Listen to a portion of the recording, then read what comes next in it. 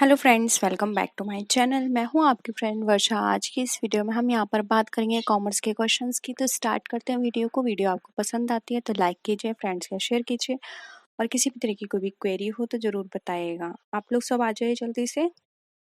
तो स्टार्ट करते हैं। जब तक आप लोग इसको ग्रुप में शेयर कर दीजिए, जिस भी ग्रुप में आपके फ्रेंड्स हैं।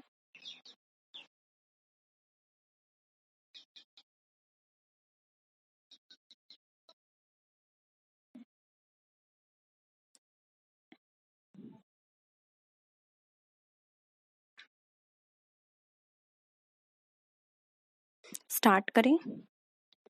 देखिए, यहाँ पर क्वेश्चन है फर्स्ट हमारा, transactions of internet banking excludes. Include नहीं है, एक्सक्लूड है। तो याद रखिएगा कौन कौन से ट्रांजेक्शन्स इंटरनेट बैंकिंग में नहीं आते। फर्स्ट है withdrawal of cash anywhere in India. Second है statement of account for a specific period. Third है transfer of funds from one account to another account. और डी है हमारा बैलेंस इंक्वायरी। बताइए इंटरनेट बैंकिंग से क्या एक्सक्लूड है।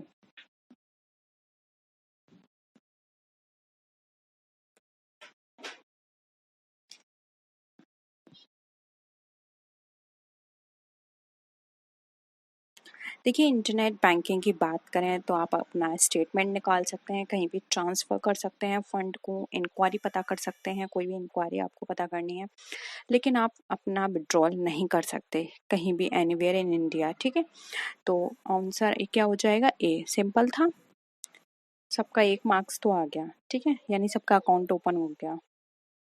अब सेकंड का आंसर करिए। Which among the following is not a category of non performing assets. बताइए।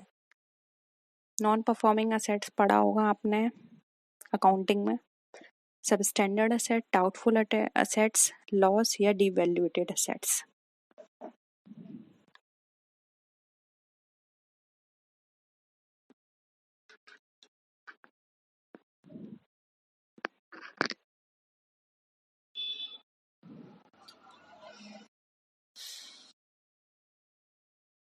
देखिए, नॉन परफॉर्मिंग असेट्स में वो सारी असेट्स कंसिडर की जाती हैं जो कि सब स्टैंडर्ड कैटेगरी की होती हैं, डाउटफुल होती हैं या फिर ऐसी होती हैं जिन पर हमें लॉस होता है, हमें लगता है कि ये लॉस में जाने वाली हैं या लॉस हो गया है इन पर। ठीक है, डिवैल्यूएशन से इसका कोई मतलब नहीं है, इसलिए यहाँ पे ऑप्शन डी राइट आंसर हो जाएगा। नेक्स्ट क्वेश्चन है, when a loan will be NPA. NPA again वही net present well non performing assets. ठीक है, interest and or loan installment overdue for more than 19 days, account is out of order for more than 90 days in case of overdraft or cash credit। Third है हमारा bill remain overdue for more than 90 days या 90 days या फिर all of the above. बताइए। NPA यानी कि net present, sorry बार बार यही निकल कर आ रहा है मुझसे, नेट प्रेजेंट नहीं है, नॉन परफॉर्मिंग असेट है।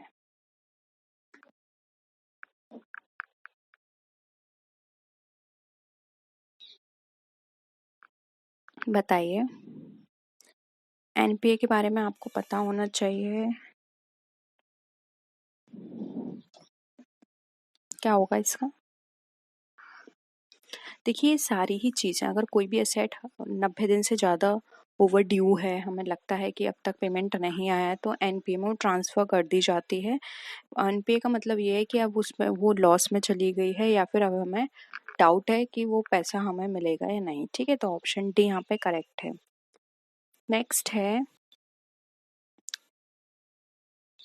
donation to National Children Fund will come in which of the following deduction under Section 80G of the Income Tax Act 1961। बताइए, जो 80G में हमें डिडक्शन मिलती है, क्या इसके अंदर कवर होगी? बताइए। ऑप्शंस पढ़िए और जल्दी से आंसर करिए।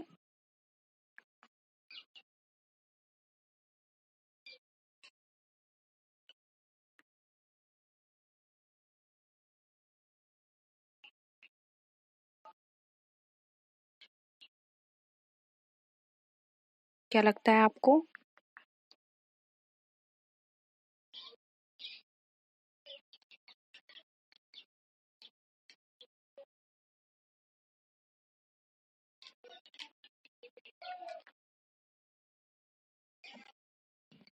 देखिए यहाँ पे नेशनल चिल्ड्रन फंड की बात की जा रही है, तो 80G के अंदर जो अगर नेशनल चिल्ड्रन फंड के अंदर कोई भी डोनेशन दी जाती है तो 50% तक विदाउट एनी क्वालिफाइंग लिमिट होती है, ठीक है, डिडक्शन होती है उसमें। तो ऑप्शन बी यहाँ पे हमारा करेक्ट है। नेक्स्ट आते हैं unabsorbed depreciation which could not be set off in the same assessment year can be carried forward। अब वो कितने टाइम तक कैरी फॉरवर्ड होगी, 4 ईयर, 8 ईयर, 10 ईयर या इनडेफिनेट पीरियड। इनडेफिनेट मतलब तब तक जब तक उसका अमाउंट पूरा खत्म नहीं हो जाता तब तक वो कैरी फॉरवर्ड होगी। बताइए।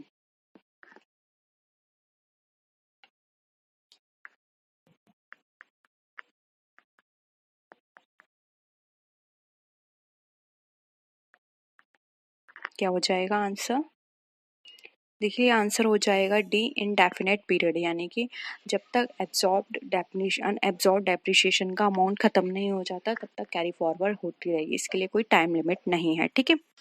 नेक्स्ट आते हैं, who is the fiscal agent and adviser to government in monetary and financial matters? NABARD, SBI, RBI या फिर नन ऑफ द अबव? बताइए।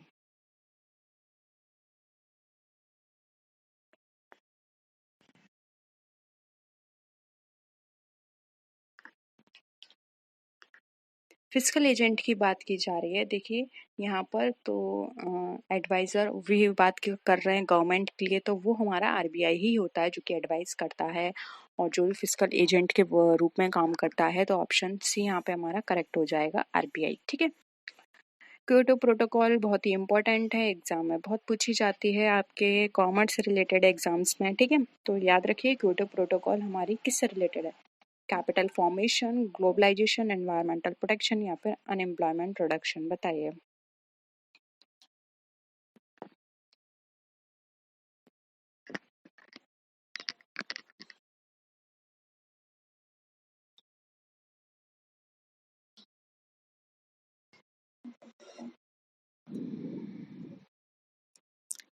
देखिए क्योटो प्रोटोकॉल जो है वो एनवायरनमेंट प्रोटेक्शन से रिलेटेड है। क्योटो प्रोटोकॉल में हमारे ओजोन लेयर के बारे में स्टडी की जाती है, क्योंकि ओजोन लेयर एक बहुत बड़ा कारण है हमारे एनवायरनमेंट को हार्म करने का, ठीक है।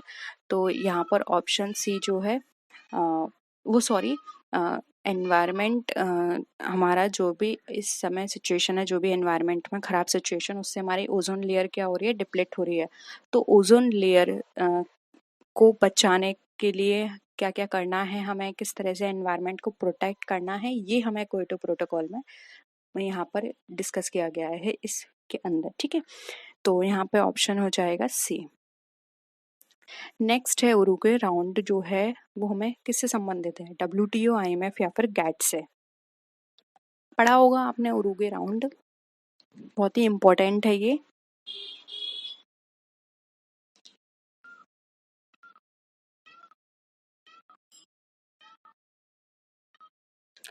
देखिए राइट हो जाएगा यहाँ पे सी, उरुग्वे राउंड जो है वो हमारे गैट से संबंधित है, ठीक है। नेक्स्ट है, which of the following are outside the scope of the consumer protection act 1986? बताइए।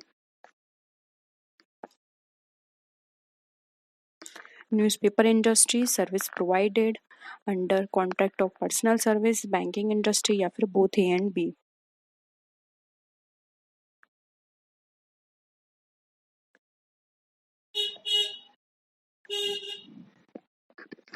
क्या आउटसाइड द स्कोप लगता है आपको इसमें?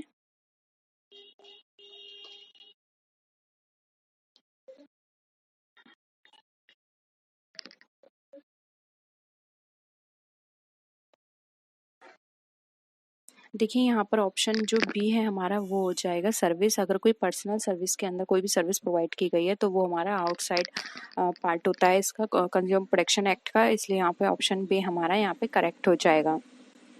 नेक्स्ट है, which of the following is true regarding the prudence principle of accounting? बताइए।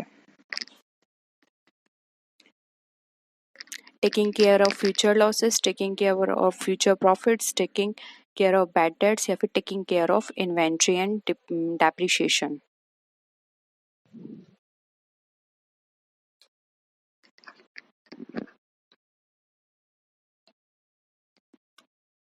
अगर आपको एक प्रिंसिपल याद आ रहा है जो कि हमारा प्रिंसिपल ऑफ कंजर्वेटिज्म, तब आप यहाँ पर आंसर सही दे सकते हैं। मैंने आपको एक हिंट दे दिया।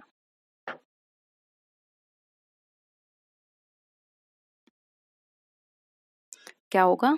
देखिए ए आंसर होगा, क्योंकि प्रिंसिपल ऑफ कंजर्वेटिज्म में हम क्या करते हैं, जो भी हमारे फ्यूचर लॉसेस होते हैं उनके बारे में हम पहले से सोच के चलते हैं, उनके लिए प्रोविजंस बना के रखते हैं। ठीक है, तो यही इसमें बताया जा रहा है। प्रेसिडेंस प्रिंसिपल क्या है कि जो भी फ्यूचर लॉसेस होंगे उनके बारे में पहले से ही सोच के चलना। अगर हमारे पास पहले से ही इनफ रिजर्व्स होंगे या प्रोविजंस होंगे तो हम इजीली उन सारे लॉस को यहाँ पर क्या कर सकते हैं, एडजस्ट कर सकते हैं। ठीक है, नेक्स्ट है which of the following is a non operating expenses? Salary of managing director, depreciation, advertisement expenditure या फिर इंटरेस्ट ऑन लोन। आंसर करिए।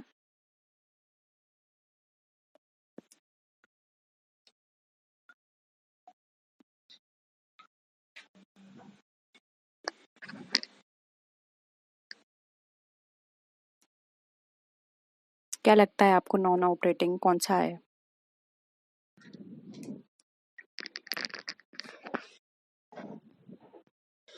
देखिए ये भी हमारे नॉन ऑपरेटिंग है, वो सॉरी ऑपरेटिंग है, ये ऑपरेटिंग है, ये ऑपरेटिंग है, लेकिन इंटरेस्ट ऑन लोन हमारा नॉन ऑपरेटिंग एक्सपेंसेस में यहाँ पे कंसिडर किया जाता है। ठीक है, तो ऑप्शन डी यहाँ पे हमारा करेक्ट है।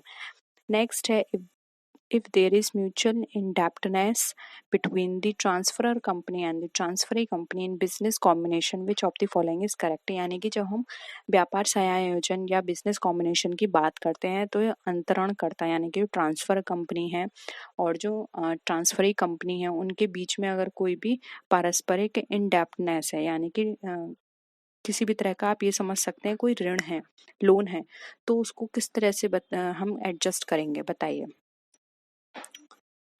कोई भी एडजस्टमेंट नहीं होगी ट्रांसफरर की कंपनी में या ट्रांसफरी की कंपनी में।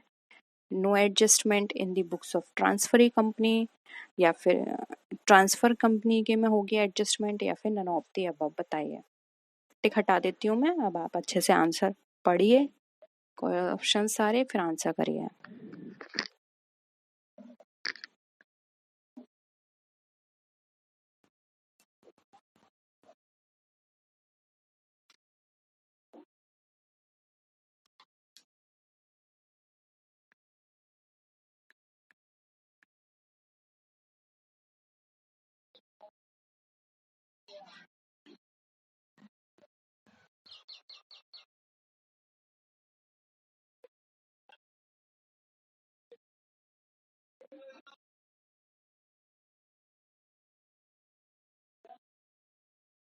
देखिए इसकी जो एंट्री है वो ट्रांसफरी के पास होगी, ट्रांसफरर के पास नहीं, इसलिए यहाँ पे ट्रांसफरी के बारे में तो कोई नहीं दे रखा कि adjustment is required in the books of transferee company. अगर ट्रांसफरी होता तो हम वहाँ कर सकते थे, इसलिए यहाँ पे ऑप्शन ए सही होगा कि कोई भी एडजस्टमेंट ट्रांसफरर के यहाँ नहीं होगी, ट्रांसफरी के यहाँ होगी। ठीक है, तो ऑप्शन ए यहाँ पे हमारा करेक्ट है।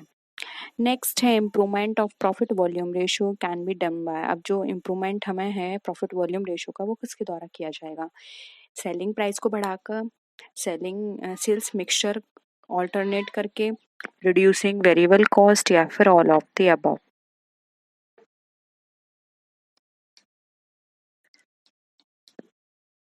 बताइए। प्रॉफिट वॉल्यूम रेशियो क्या होता है? प्रॉफिट और सेल्स के बारे में बताता है ये। तो डी यहाँ पे हो जाएगा, जो हम अपनी अगर या तो सेलिंग प्राइस को बढ़ा दें, या फिर हम सेल्स मिक्सचर को बढ़ा दें, या फिर वेरिएबल कॉस्ट रिड्यूस कर दें, तो यहाँ पर हमारा क्या हो जाएगा, हमारे जितने भी प्रॉफिट वॉल्यूम रेशियो है वो यहाँ पे इंक्रीज हो जाएगा। ठीक है, नेक्स्ट है business economics is a subject which. अब बिजनेस इकोनॉमिक्स किस तरह का सब्जेक्ट है?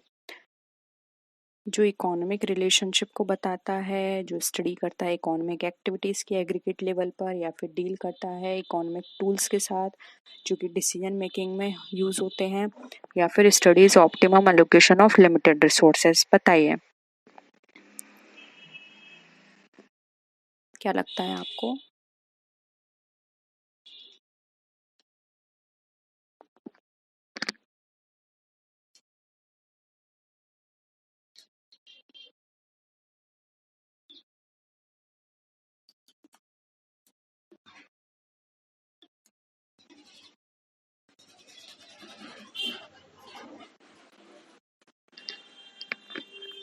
क्या हो जाएगा, देखिए यहाँ पर ऑप्शन सी हो जाएगा। जो बिजनेस इकोनॉमिक्स है वो हमारे इकोनॉमिक्स के टूल्स के साथ डील करता है और साथ में ये भी हेल्प करता है हमारे बिजनेस की डिसीजन लेने में, ठीक है, यानी डिसीजन मेकिंग में भी हेल्प करता है और उन टूल्स की मदद से, ठीक है। तो ओवरऑल हम ये कह सकते हैं कि बिजनेस इकोनॉमिक्स में हम बिजनेस इकोनॉमिक्स के अंदर इकोनॉमिक्स के टूल की हेल्प से हम बिजनेस डिसीजन में हेल्प लेते हैं, ठीक है। तो ऑप्शन सी करेक्ट है। नेक्स्ट क्वेश्चन है हमारा, a distribution where the value of arithmetic mean is maximum as compared to median and mode is. बताइए एक ऐसा डिस्ट्रीब्यूशन जहां पर हमारी अरिथमेटिक मीन के अंदर अगर हम बात करें तो मैक्सिमम होगा मीडियन और मोड के कंपैरिजन में।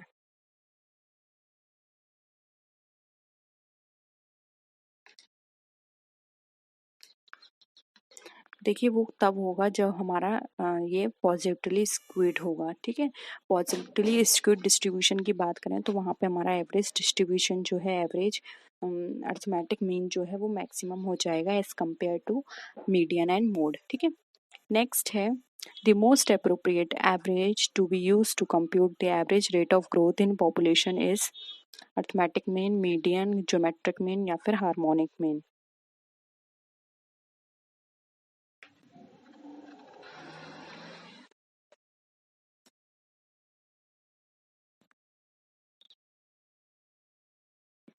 देखिए यहाँ पर बहुत सिंपल है, पॉपुलेशन दे रखा है तो पॉपुलेशन से ही समझ लीजिए, डायरेक्ट ज्योमेट्रिक मीन आंसर हो जाए, क्योंकि ज्योमेट्रिक मीन में क्या होता है, यहाँ पर हमारे नंबर इंक्रीज होते हैं पॉपुलेशन में, जैसे कि 2, फिर 2 के 4, 4 के 8, 8 के 16।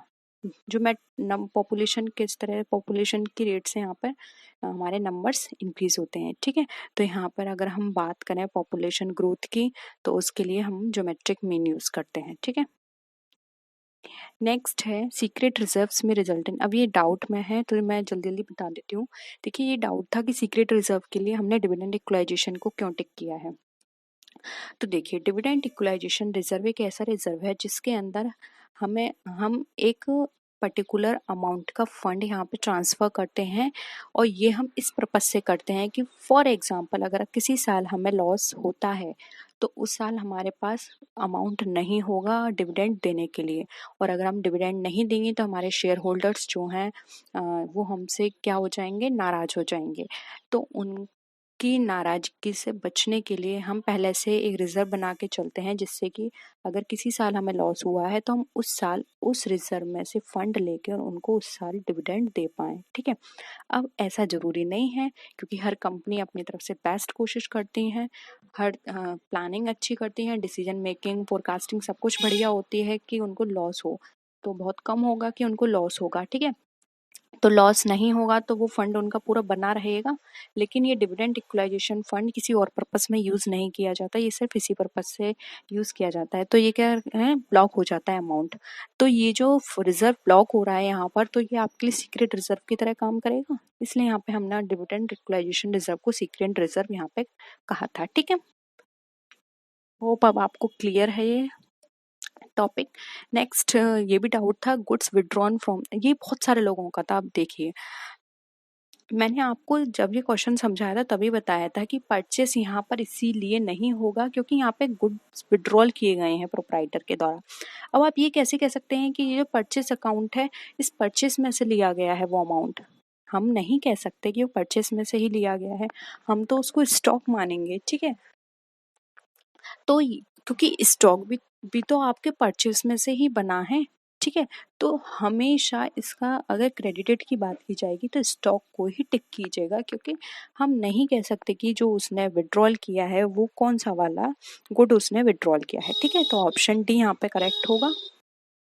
नेक्स्ट ये भी डाउट में है, यहाँ पे मॉनेटरी इंसेंटिव की बात की जा रही है, किसी आई थिंक अवनीश का था ये डाउट कि ये क्वेश्चन उन्हें समझ नहीं आया। तो देखिए यहाँ पे इस नॉन वो मॉनेटरी इंसेंटिव की बात की जा रही है, कौन सा मॉनेटरी इंसेंटिव नहीं है। तो देखिए बोनस हमेशा किसी अमाउंट या मनी की फॉर्म में ही दिया जाएगा बोनस। तो ये क्या हो गया मॉनेटरी एस्पेक्ट, जबकि यहाँ पे नॉट पूछा है। स्टाफ मीटिंग का मतलब यहाँ पर यह है कि आपको किसी मीटिंग में पार्टिसिपेट करने का मौका मिल रहा है, तो सिर्फ पार्टिसिपेट करने का मौका मिल रहा है, लेकिन यहाँ पर आपको कोई फंड या कोई मनी यहाँ पर नहीं मिल रही, तो ये नॉन मॉनेटरी पार्ट है। फिर ट्रैवलिंग अलाउंस का मतलब यहाँ पर यह है कि आपको कोई पैसा नहीं मिल रहा है यहाँ कंपनी की तरफ से हो सकता है कि आपको एक बाउचर प्रोवाइड कर दिया कि हाँ ये बाउचर है, आप ये कंपनी की बस है, आप यहाँ पर या फिर ये आप किसी भी बस में जाइए बट ये कंपनी का ये बाउचर दिखा दीजिए, तो आपको तो पैसा नहीं मिला ना, ये डायरेक्ट कंपनी उस जिस भी आप बस या टैक्सी से जा रहे हैं कंपनी उसको प्रोवाइड करेगी, उसको पे करेगी, आपको तो नहीं मिला, ठीक है। और या फिर ट्रेवल अलाउंस ये भी हो सकता है कि कंपनी की तरफ से आपको कोई व्हीकल प्रोवाइड करा दिया, ठीक है। तो ये ट्रैवलिंग अलाउंस स्टाफ अलाउंस दोनों नॉन मॉनेटरी इंसेंटिव के पार्ट नहीं है, ठीक है, या नॉन मॉनेटरी हैं, इसलिए हमारा ऑप्शन था यहाँ पे डी बोथ बी एंड सी, ठीक है, बोनस नहीं है। ये भी क्लियर हुआ होगा आपको। नेक्स्ट देखिए, ये भी बच्चों का डाउट था कि पर्सनल अकाउंट ये सारे आपने बता दिए क्यों हैं। देखिए प्रीपेड सैलरी, यहाँ पर आपने एडवांस पे किया है किसी पर्सन को, यानी कि artificial person. Drawing account artificial person को रिप्रेजेंट कर रहा है। Outstanding rent account artificial person को रिप्रेजेंट कर रही है। और यहाँ पे पर्सनल अकाउंट पूछा, ये सारे ही आर्टिफिशियल पर्सन है, इसलिए all of the above right answer हो जाएगा, ठीक है। होप यहाँ पर आप सारे डाउट्स क्लियर हैं। अभी भी कोई डाउट है आप कमेंट सेक्शन में बताइए, हम नेक्स्ट क्लास में उनको सारे डाउट्स को क्लियर कर लेंगे। तो होप यहाँ पर सारे क्वेश्चंस क्लियर हैं। कोई भी डाउट है बता दीजिएगा, वीडियो को लाइक कीजिए। नेक्स्ट वीडियो में मिलते हैं, तब तक के लिए टेक केयर, बाय बाय।